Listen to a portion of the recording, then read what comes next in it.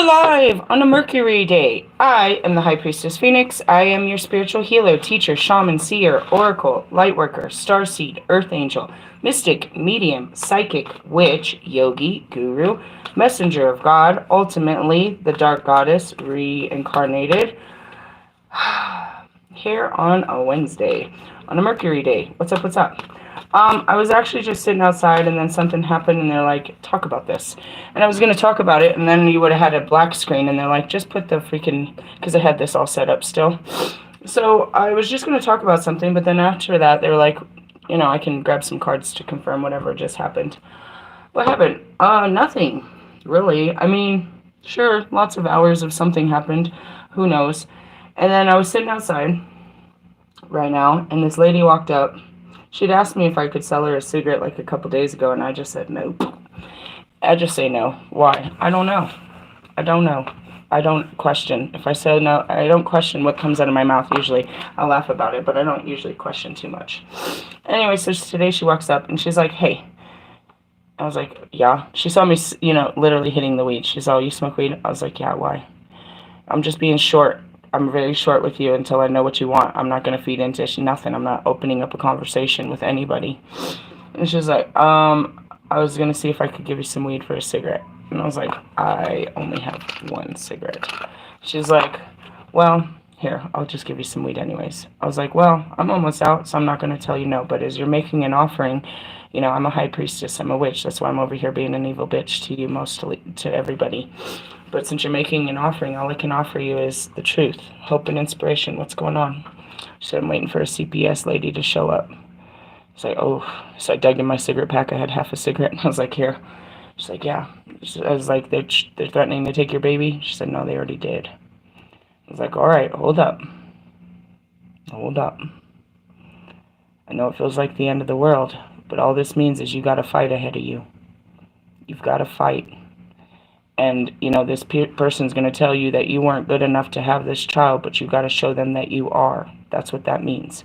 And you're just wearing a skin, girl. That skin has been put on many people.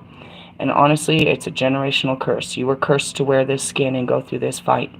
But I'm telling you right now, if you don't do this, your daughter's going to have to do the same fight. It's passed on and passed on. It's not fair that you have to fight this hard.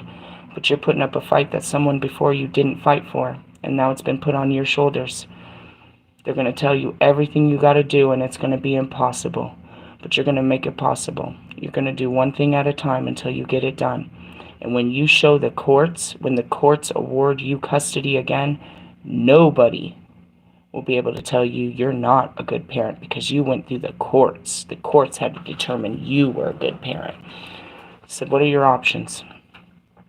If you don't fight, there's a chance that your daughter won't forgive you, but you'll never forgive yourself. That'll sit there haunting you every day you're not fighting. You gotta fight. Don't let them tell you that you're a bad person. Tell them to tell you what you gotta do and start making a plan and start doing it. Whatever it is. Whatever it is. And that's it. It's like, you can't fucking sit there and blame yourself for what happened. It's done. How do I get out of this? Don't let them tell you that, you know what I mean, that you deserve this and that you got to wear this for the rest of your life. You got to get out of this. So I had that moment with her, and then she walked away. The lady pulled up, and she had to go talk to the lady. And, you know, I've had many of those. And that's what I told Millie. I was like, oh, this lady's got CPS. And Millie's like, every time I bumped my head at school, they would call them. I said, every time you missed a day at school, they would call them. I've had CPS up my ass since I was 16 years old. In the sense of somebody want to tell somebody that I'm not a good parent. The most calls that I ever had was from one family. You want to know who calls them on me all the time? Her father and their family have called them on me at least 4 times that I'm aware of. That I'm fully aware of since she was born. Right? In the sense of somebody is always going to tell you you're not good enough. You've heard my stories of my mother. You heard the stories of fucking Marshall's mother. You heard how fucking Logic was conceived. Who the fuck are you to tell these women that they're not great mothers? Yeah, it's okay. A lot of us went through some shit, bro. And that goes back to our fathers, you know what I mean? Nobody's out here collecting fathers. Nobody's out here kicking fathers' asses for what they're doing to these kids. You know what I mean? In essence, there's a lot. That was a whole lot. So anyways, so she says this, and then I realize, you know, then it's like, what if they came to you? That's those train of thoughts. We're about to ride this train. Whoop, whoop. So the train was like, what if CPS came to you? Would they take your kids? It was like, what? For not being in school? For not being in school? And then I go back to what happened. What if you would have just stayed there? That was the quick thought. It's like, what have I done that they could say I'm not a good parent? Because that's what I said the other day I've been facing is my kids aren't in school. I can show you, I can physically show you that we have had no stability and that I have made every attempt to do online schooling, and I finally had to come to a place that we need to wait till we're stable to do such things, is where I can show it. But ultimately, that's that one. You know what I mean? I don't do drugs, and I smoke weed, but that's legal, and I never do it in the fucking, you know what I mean, with the kids. I don't sit there and puff in their face, and I don't have a blunt in their face and shit. I go outside all the time. Outside. You know what I mean? I follow the rules of that shit. It's not accessible for them where they could touch the shit, so there's no rules breaking. There's always fucking food, unbelievable amounts of food. They're always bathed. They're always safe, you know, all of that stuff. So they try to sit there and say, these are the minimums and the maximums. You know what I mean? This is what makes you a good parent. And that goes back to, you know, I called the police and CPS to get my kids back from Devani. And when they came, my son wouldn't leave. I got Mary Jane, but my son wouldn't leave. I'm pregnant with Millie. I have nowhere to go, but I got to get him out of here. I have nowhere to go, but I've got to get them out of there. And my son says he wants to stay, and the police are like, well, he has food in the house, he has a job, the kid goes to school, we really can't do anything. I'm like, what are you talking about, dude? He's running a whole drug house in there. You can't leave my kid in there. No, I mean, and I couldn't fight it, so he didn't come with me. They couldn't force him to come with me. There was nothing legally they could do based on the minimum that he was doing in that apartment. You know what I mean? And that's really what it is they're not, legally they only have so much. You know what I mean? So ultimately, they have to be in some type of danger or something like that. And usually drugs is a big deal, right? It is a big deal. If you have drugs in the house, you're done. They're done. You put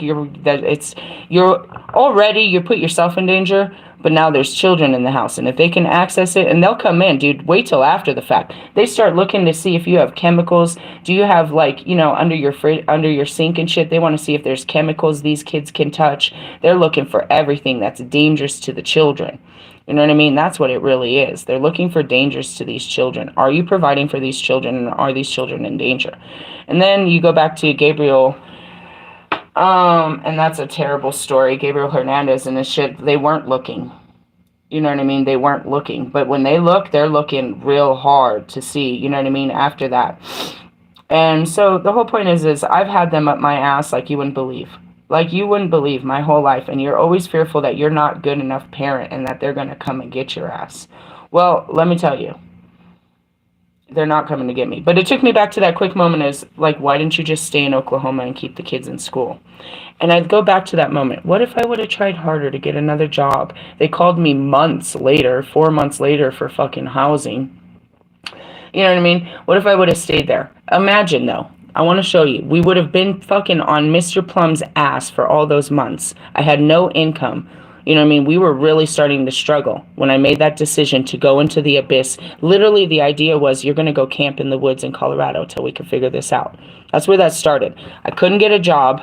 I was running out of money, and they weren't letting me into housing. So I was stuck. I had to do something. I couldn't make a living down here.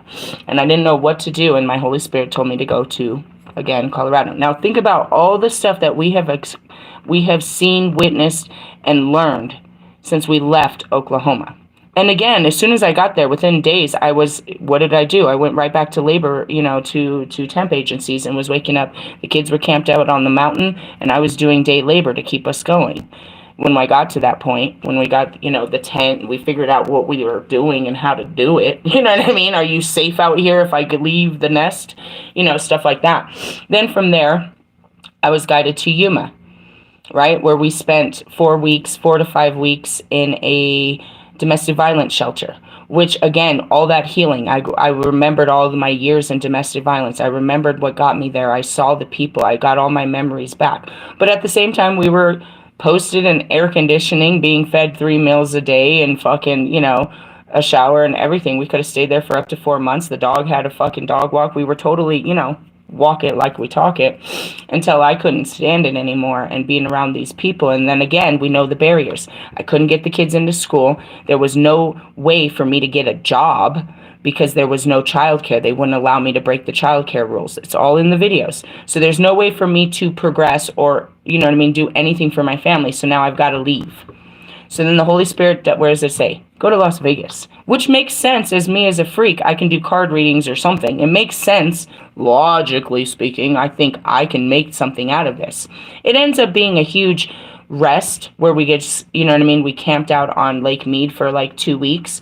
But in that sense is I got to fight all my fears and step into my priesthood and show, walk the walk of fame of, who I really was. Then I get there and I'm like, well, now what am I supposed to do, God? Go home. So then we came home. And now look, I thought I was going to have to work at Amazon for like fucking 5 weeks. And then I could finally get a Lyft car. And from a Lyft car, we'll be in a hotel and we'll do all these little things. And we'll start putting it together. It did not go as I thought it would go. But we have been nonstop going. And so much has happened in that sense of, well, let me explain why they haven't been in school. But let me explain what we would have missed if we just sat there and did nothing with my life. Just waiting for God to come and rescue me out of that place. Give me a job, God. Give me a house, God. Give me friends, God. Give me something. You got to go back to the beginning. And that's what happened. I remembered. I told you guys I was taking a break. It happened last year during the Super Bowl. I was guided to shut down my Instagram completely. And that's when I made the move over to YouTube. Meaning it's time to let this go and start fresh. And it was scary because at the same time I didn't know YouTube. I couldn't do live videos until I got, I had to build up my rapport. And again, I didn't bring anyone with me. I started absolutely fresh. You know what I mean? And so there's all of these things. And the point of the story is you can sit around and do nothing. Or you can just walk into nothing and watch something happen. And that's how it is. It's like, going back to it is like, why didn't you just stay where you were? There was nowhere there. Which place? That's what I show you is you stay there until there's nothing more that can be done. And I've got to do something, even if I've got to go find somewhere else to live and make a living because I can't live here and I can't make a living here anymore. So it was a big picture. A lot happened, and it just happened by this girl that just came and left me with my thoughts after she left me with her, her issues. And it took me back to when I was a child, and I almost turned my mom in. It was DARE. So by that time I was in 6th grade. And we're learning about drugs and stuff like this. It's the DARE program. And I know something's wrong. And I want to say something, but so what I say is, something's going on in my house. And then they sit me down like this kind of little, the DARE officer. I can see his face because he went with us to 6th grade camp. He was a real great guy. And, and the principal at the time, and she changed her name. It was Miss Wagner when she was a teacher. And then she took, how do I remember this? It was important to me. Then she got divorced and she became Miss Knezevich. Isn't that crazy that I can remember that but can't remember my husband's or anything else? Childhood shit, dude, it sticks with you. Anyway, so we're sitting there and they're like, so what do they do? And in that moment, I lied. I knew not to say, they asked me, what's the stuff that they're doing? Is it white or is it green? And I knew the difference. And I backed out and said it was weed. And then they backed off of us. But in that moment, I too myself wanted to break free of, I was becoming aware that something was in my house that I was being taught was wrong. And I thought I was going to tell on them, but I didn't. Anyways, going back to it, so a lot came out of just one thing, this girl just walking up to me. And I wanted to kind of just run you through this whole pattern, and that's how fast it works. It's like the train of thought. Whoop, whoop, in the sense of, what if they came and asked you, what if somebody called CPS on you now? What are they going to call CPS on you now? Because the kids aren't in school? Look at why the kids aren't in school. So it took me all the way back to when the kids were in school and why I made the decision. Why did you ever take your kids out of school? Let me explain. Why didn't you put him back in school? Let me explain. We went from living in a tent in the woods. Then I went to Yuma, Arizona, where I spent all of this time, which is all documented, trying to get them on online school, which that they called me the day after I left to pick up the computers, which was 5 weeks in. I'd already left. I had nowhere to go, so I took my tent and I went up, as a freak that I am, to Las Vegas, trying to figure out if I could make a living with this situation there. It didn't work. Came back to Colorado. As soon as I came back, I had a job within 3 weeks, but we've been living out of our car. We had to keep moving the car. You know what I mean? I can't just, we were struggling to find showers and to find all of this stuff. I couldn't just put them into a school, or let alone leave them with a computer and expect them to know what I myself have forgotten. So I can, in essence, there's nothing wrong with my life, even though you want to say it. But so I had this moment of, look where you are, and if they tried to threaten you, is there a fear there, or is there really the truth shall set you free? Yeah, I can be fearful that I haven't been you know what I mean? And that's it. You go to jail. Like, if your kids aren't going to school, you get in deep shit. But let me explain. I know this. I worked so hard at this, and that's it. It's like, I can't tell you what she did, and I don't want to know what she did. All I know is she's got to get him back. She's got to get her baby back. And that's what I told her, and she's like, how did you know? I was like, all I know is your life was hell before God gave you that gift. And you can't give up on that gift. She's like, how did you know my life was hell? It's like, because children are a gift. Our life is just a life until we have children. And all morning this morning, I was thinking about Justin Bieber. Actually, I was listening to him. And I listened to him and I was thinking about it. It's like, can you see him? He's a whole father. He's not a pop star. He's a father. It happens that fast. Will he be a good father? It doesn't matter. He is a father. You don't get to say what kind of father he is. All he can do is teach that baby. Brand new. Think about it. Justin Bieber has a brand new baby, bro. He came home with, his girl gave him a brand new baby. It's just them. Not usually when you're a celebrity, but usually it's just you and this brand new baby. And I don't know. We're going to, you take every minute, and every day. And that's what it is learning how to, take care of this little person, based on how you see other people and how you were taken care of and how you'd want to be taken care of. But you really don't know what you're doing. You just want to do it right. And some of them, with that being said, it's like, how do you get these bad parents? Because it was normalized. That's how their parents took care of them. That's how their friends and all of them take care of their kids. My mom had a whole posse of, single mothers that had all of us kids that were like rowdy ass fucking kids. She was a whole posse of single mothers with rowdy kids. She didn't have no friends, and it's like there was it was a generation of this type, these type of shit. And so, I just wanted, that just came up. I have a dentist appointment, and I have other stuff to do, but it was really heavy on the heart. It's because there's a lot to learn there, and just even in my own experience, I can look back, and you're like, why? You don't understand the story. You have to see the story to believe it, but it's still unbelievable.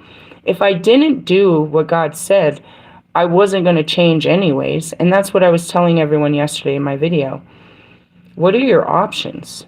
You're on the same path to learning the same stupid lesson until you take a chance and go into the unknown. And that's what I mean. God said, I had no fucking idea. I didn't even have a tent at that point. I didn't even have a tent. And I got up here and they gave me this big 8-person tent for free.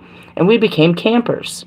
We became what God told me to do, which was fun. It was exciting. It was thrilling. It was different. And that's, you know what I mean? I know how to do some shit that every Coloradan knew how to do, but I didn't have a family to teach me to do it. I taught my family how to do it because God said, you know what I mean? When he led me to Yuma, all I saw was Arizona iced tea. And I was like, we're going to Arizona. Then I got Yuma because it was a name I remembered from living in San Diego, and there's also a Yuma, Colorado. So it was synchronicities. Only 10 minutes before I got to that town did he tell me to call a resource. Did I get this thing? You should call the resource center and see if they can help you with housing. And I called, and they immediately walked us in. Walked us straight in. I went from my car we had been camping for like 3 weeks and went straight into a fucking air-conditioned room and all of this. New clothes, all this, dude. We're totally fucking taken care of. But in that taking care of, I had a lot of internal work to take care of. I had forgotten that I had been in many domestic violence shelters, that I had been homeless, that I had been the people that I had witnessed and how I'd grown up and everything. I'd forgotten all of this until I walked in those doors. And then, going to Las Vegas, it was, oh man, that lake, and it was just beautiful, the weather and everything. After everything I'd been through, I just needed a rest and to just sit there and rest at that spot. And then I really believed I was gonna fucking make it big in Vegas, which is so beautiful. That's such a fucking amazing dream. But at that point, I believed I was gonna be big for the shit I was scared of. When I first got to Oklahoma, I wanted nobody to know I was a spiritualist, a witch, any of that. God forced me to wear that. And by the time I got to fucking Las Vegas, I'm ready to be the biggest, baddest witch you ever saw in the name of Jesus. Going up and down, I am ready. I've got all my shit. I'm ready. And so you think about it, it's like, would have I ever experienced any of this if I just stayed there? What would have happened if I didn't just follow nothing? If I didn't follow this dream? Every dream. And that's what I said is, you have one step. They're always filling you with dreams. Never give up. Never forget. And follow them. Because you have no idea where they're going to take you and what you're going to learn. And yeah, there's a fucking lesson. Every fucking place I went was a super lesson, man. But damn, was it a blessing. And I just wanted to point that out. It's like the things that you think that are bad of me, let me tell you how good they are. I just want to point that out. I got shit to do, and I was going to just do this sitting outside, staring into the abyss with a black screen, but I figured I'd bring you to the altar, and I guess I'll pull a card just to close this all up. I'm going to the dentist, and I don't believe I'll be able to talk comfortably later, so I don't, we'll give our speech now. I'm just pulling from the middle. The Ten of Pentacles. Ten of Coins. Let's read it real quick. This is your message for today along with that. And I'm just sharing some shit with you. I went to the Queen of Pentacles, which is not far from where we are. I always go there. All right, this is us. The Fool finds an elderly man before a line of carved stones, each bearing a pentacle older than the last one, leading back to the burial mound. That's what I told her. You're wearing a generational curse. If you don't do this, your daughter's going to have to fight this hard for her kids. It just means somebody before you didn't fight this hard, and now you've got to wear it, and it's not fair, but if you don't do it, she's going to wear it. I am Dispater, the man tells him. My name means Father of Riches, for I am the god of wealth beneath the earth, the gems and precious metals, and the seeds within the ground. I keep the book of life which records your progress from youth to old age. All the Celtic Gauls claim me as their forebearer and worship me as the god of the ancestors who now dwell in the mound, and they share their wisdom with us. Passed on. It's passed on. All right, the Ten of Pentacles concerns tradition, being part of something greater than yourself, which is in result of the efforts of many people, past and present. And that's what it is going back to yesterday, that video. Your intuition is guiding you to do things that are for the people, that are going to benefit the past and the present. Your imagination is only for you, and it's only to make you feel good in the present and to provide you a future. Do you see that? If you're working through your future, then you're working through your imagination, because ultimately I don't know what my future looks like. I just plant seeds to it and I stay in today, and we work through the shit of the past. This card can refer to a family, an old established business, or some other group. The card represents the result of long-term vision, accomplishment, wealth, abundance, and success. That's it. I'm spiritually fucking full of myself because I've done all this hard work. The 10 can indicate the passing of an inheritance, titles, business of a next generation, and the fact that you're getting you are sorting out such provisions, or that you may be making long-term plans for later life. I am putting a lot of manifestations into my trailer. It can also heighten A supportive and caring family with its own traditions and celebrations. Depending on the surrounding cards, it can signify that you are planning on settling down, getting married, funding a family, or founding a family, or willingly caring for elderly relatives. Well, I mean, I'm always getting married. I'm single till I'm married. Reverse possibility indicates the end of a institution, perhaps a broken marriage, family quarrels, resentments, someone being ostracized from the family or disinherited, property disputes, business close, or financial failure. I don't know. 121. I mean, I don't know. Because as I'm seeing this, it's like my car situation came up as, it could end if it's supposed to, but we're at the ending. You got to let things end so you can start something new, is what we are always talking about. Perhaps you're ready to start something new. And that goes back to, I'm seeing Justin Bieber and I'm seeing you men, and it's like, nobody tells you when you're ready to be a father. You're a father when you find out that the baby's here. You're like, oh man, I'm going to. You have that much preparation. In essence, you really do. You really do. And that's what we saw. We saw a baby earlier. I was like, wait, they're going to start popping up. Lots of them. Why do so many? I was like, humans are just like animals. Why do you guys have babies in spring? That hot girl summer came back to bite you in the springtime. I love it. I mean, truthfully, do the math. That's really what it is. And you don't know. You're going to be scared too, because you're going to see all these bad ideas and you're going to be like, oh, it's the end of my life. No, bro, it's the beginning of a whole new life. Now your life has meaning and purpose outside of you and what you thought you was going to do with your life. Now you're going to start thinking bigger and better, because you're going to start thinking about more people, hopefully. And that's all we can say is, like, what is Justin Bieber and Haley thinking about? Are they thinking about their child's future and, you know what I mean, everything? Or are they just thinking about dressing it up all the time in nice, expensive clothes? Just playing dress up and taking pictures all the time. And then, okay, here's the picture. Now you take the baby. Do you know what I mean? Did she take the experience to learn the painfulness of feeding your own child and that bonding of how they look at you and they smile and they giggle and they hold your boob? And it's like they really are there with you. Is he, you know what I mean? Has he experienced the awkwardness of learning how to touch your private parts and keep them clean? You know what I mean? It is very awkward as a parent. You have to learn how to keep their private parts clean as they shit themselves. That's not just a woman's job. A man needs to know how to keep his daughter and son clean, so then when they get older, you can tell them how to clean themselves. You know what I mean? Like, your fucking balls stink. Stuff like that. You know what I mean? Cutting their little toenails and stuff so they don't scratch their faces. You know what I mean? Keeping them bundled up, making sure they're breathing and stuff. And then all the other little stuff where they start to, like, hold their head up. And, they start rocking and all of that. You're not ready for it. It's time. You're going to experience what it means to, watch a human grow. You're going to be part of the growing a human's experience. You're about to grow a human. Is this your human? It's your companion, but you don't own them. And you got to be careful not to become those parents that, my children are my everything. And, I'd be nothing without my children. And I can't live without my children. They're God's children. They were a blessing upon you, and you're supposed to be a blessing upon them. But in the sense of, no, you can't possess your children like that.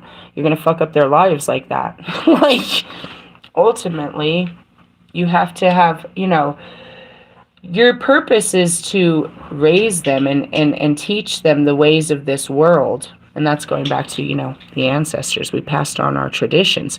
But ultimately, you're your own rock. You're going to have your own experiences. All I can do is give you this. I can't chisel you into what I want you to be. You're going to be an amazing, beautiful being on your own. And that's that possessiveness of your children and finding your identity in your children. And as I'm saying this, I'm seeing Kanye and Kim. They've got 6 kids, but we only know the name of one. There's only one that they're putting out all over, everywhere. Guess which one? The eldest. The eldest. The fool finds an elderly man before a line carved of stone. How many are in there? 1, 2, 3, 4, 5, 6. Is that all your kids? But we only know one of them? You put all your pride and joy in one, and guess what they're going to do with the other ones? I'm seeing Lewis. So Lewis is a great driver, and Lewis's brother is a great driver. You know, we're seeing the Kardashians. They all got to be the same. It's a tradition. This is how we do it. This is how we... The Manning brothers. The fucking the Olsons. All this. It's like, you know, if it worked for one, then we're going to make the other one work that way. And we're just going to, you know... I saw breeding fields. There's a lot to be learned. I guess we're talking about rebirth, birth in general, the next generation. I don't have time to get into, you know, all of that. I'm not. I know I'm supposed to have more children, and I'm supposed to be better at having children. That's what it is, and they don't like that you get better at it. You know what I mean? They don't like that from the eldest to the youngest. They don't like that shit that you're getting better, but experience makes you better. And ultimately, you don't put all of the fucking weight of the world on the eldest. Is where we're going. And there was a lot to talk about, and I just ripped off somebody's skin talking about kids and everything we talked about. We talked about you taking your kids. We talked about them fighting for your kids. We talked about raising kids. We talked about it. And that's the realization. You're playing with fire out there. You can make a baby at any time. You can make a baby at any time. Do you want to have a baby with this person, or you want to have an orgasm with this person?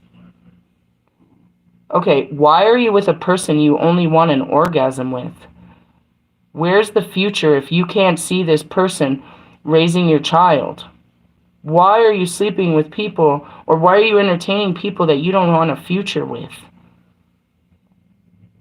You're just there to have not a one-night stand, but a good time. And then maybe we'll decide if you're good enough, then maybe I'll just keep you. What the fuck kind of shit is that?